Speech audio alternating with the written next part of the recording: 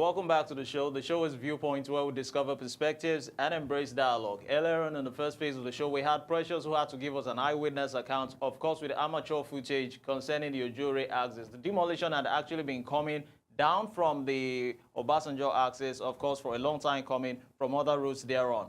But we have right here with us a real estate consultant, Bode Oyerinde. You're welcome to the show, Mr. Bode. Yeah, good afternoon. Thank you for having me. Good morning. Yes. Thanks for having me.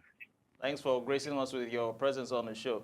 Now, from a realtor's point of view, might I ask, in every surveyed area, or surveyed area rather, I beg your pardon, there must be landed documentations which are issued rather to landlords or even prospective tenants who intend to be landlords. They are ranging from the official gazette, right of occupancy, certificate of ownership, the survey or red copy, just to mention a few which I believe you're well acquainted or well informed with. You will agree that these documents have to be taken into cognizance by the government before carrying out the demolition on the part of the affected landlords and tenants, where they are negligent on being informed as regards being on the safe side of things. Let's use the official gazette now, which is a landed documentation, for instance. Now, the official gazette actually states that the government has recognized that a particular locale or region or part of the land is actually for the natives of that region. So a situation whereby that document has actually been abused, will the government be right on their own stance to demolish properties which are in the right of way concerning creation or reconstructions of roads? Yeah, thank you very much for that question. And yeah, I think sometimes our people, first and foremost, I would like to state that ignorance is not an excuse in the face of the law. Okay. And as regards landed properties, the laws are clearly stated, and they are always very, they have to always be adhered to, if I must say it that way. So having said that, a lot of the time our people, I think prospective landlords and existing landlords kind of just, I wouldn't want to call it an oversight, but just decide within themselves or by their own selves that, okay, I don't think the government will come here in the next 20 years, or I don't think the government will be here in another 50 or 100 years. So let me just take advantage. I need an extra 200 meters or say 50 square meters. So I can just, since it's just neighboring to my plot, I can assume ownership and do whatever I need to do on it. So in such an instance, the government reserves the right to come in and demolish without compensation. However, for a well-documented property, if the government has need whatsoever to use such a property for developmental purposes in the future or any time, the such landlord or landowner or property owner is entitled. Please underline the word entitled. Okay. To being paid to the tune of the current value of whatever he or she has standing in that locality or location. Okay, thank you, Mr. Bode. That was a very nice breakdown.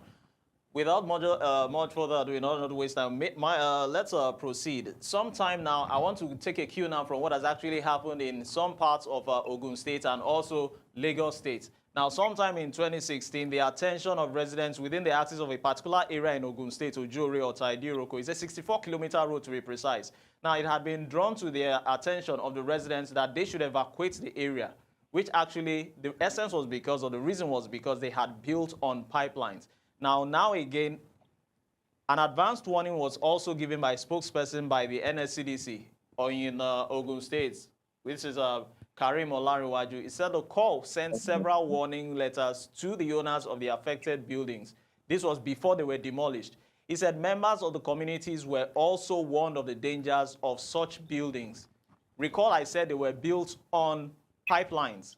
He went further to state that, yes, he went further to state that subsequent demolitions will cover Ota, Ojure, Obasanjo Road, Opik areas of Agbara. Now, you will agree with me now that similar occurrences have actually taken place in the Center of Excellence, Lagos State, in several areas, particularly the Lekki axis, where buildings were either built over canals or even beside the canals, which will actually threaten the existence of these buildings or even occupants in the future. Now, I would like to throw a question at you. What's your say on the gullible landlords and tenants who have fallen victim or prey in the hands of predatory realtors or real estate agents who carry out auctions of land indiscriminately without taking into cognizance decade-old or 2 or 3 decade-old consequences? Yeah, thank you so much again for that question. The first things first, the first line of duty or the first action anybody, an intending landlord or real estate investor has to do is what we call due diligence. So if you carry out a proper due diligence, you will chances of you falling victim of land grabbers or these miscreants who maroon them or who parade themselves as real estate agents or consultants will not is very slim or extremely non-existent. So I think the only way out for people who have been or who have fallen victims or would be victims in the future is to make sure they carry out proper diligence. Due diligence on whatever property before putting down a penny into that property. So it is within your right as an investor to request for the document any landed property carries. And with that copy, with the copy of that document, you go to the Ministry of Lands of the state wherein the property is situated. And at the Ministry of Lands, you can run your search. It takes, within a day to maximum a week for the results to be out, and you're sure to know if that land is good for development or something you should run away from. Because as it stands, under the provision of the law, if you're standing in the right of way or if you build on a government property, on a government land, the government reserves the right, like I said much earlier, to demolish without compensation. And as a matter of fact, the law further empowers the government to come and demolish at any time without prior notice. So it is important for real estate investors because real estate is something that we all cannot run away from. If you're not buying, you'll be paying rent to somebody who has bought. If you don't buy, you pay rent to somebody who has bought. Be it your office, your hospital, your school, your shopping mall, your home. So we all need real estate. So for that reason, a lot of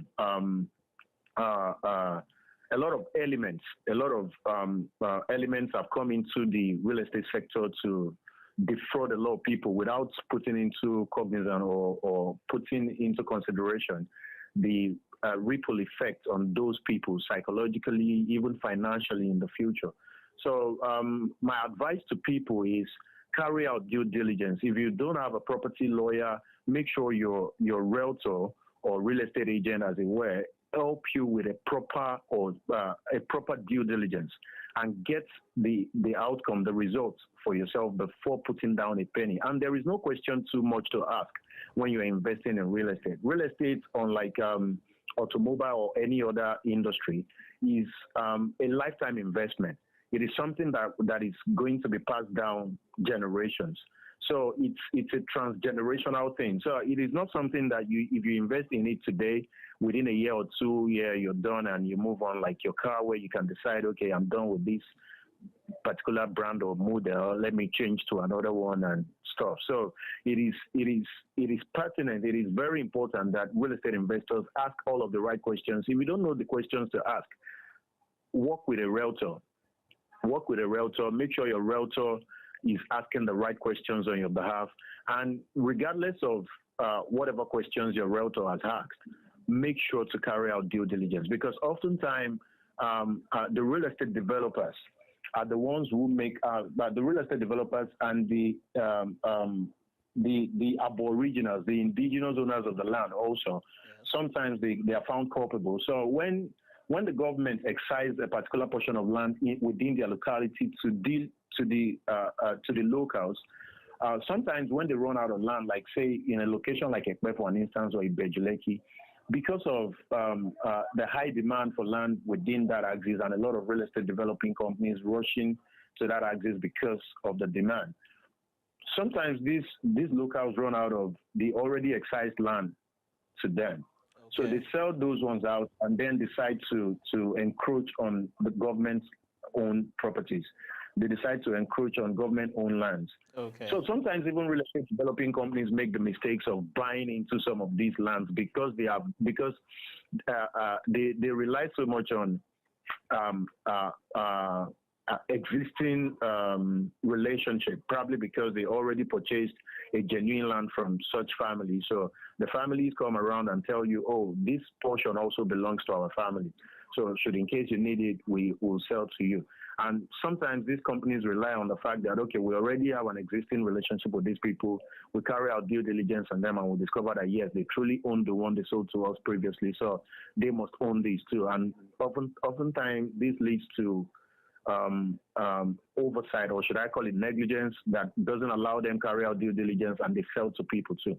Individuals also fall victim of such Okay. because, the families believe the government might not come, or the government will never come, or they don't have a plan for such an area.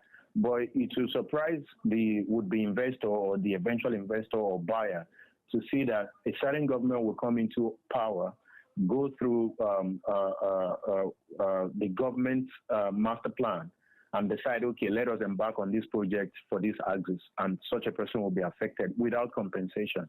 So the bottom line of all of this, or in all of this, is for every real estate investor to make sure they carry out due diligence Okay. on whatever property they are buying. Due Okay. diligence is very important. So with the Gazette that you mentioned much earlier, with the Gazette number, a Gazette is more like a file where documents, like an e-file, that is why it comes with a number. So where Yes. documents of a particular area or portion or property is kept. So Okay. with that Gazette number, you can get to, with the Ministry of Lands, get to know what document, what other documents are attached to that property, and if it is a genuine property, and if it is free of government encumbrance. Okay. Well, thank you very much, Mr. Bode Oyerinde. That was an extensive breakdown concerning encroachment, exercise of properties. You even mentioned or took time to even break out the official gazette, just to mention a few, and who should be found wanting and who should be found culpable. Thank you for making our time to join us on the show, Mr. Bode Oyerinde. Thank you so much for having me. All right. We'll get It's my to have you from time to time. All right. Thank you so much.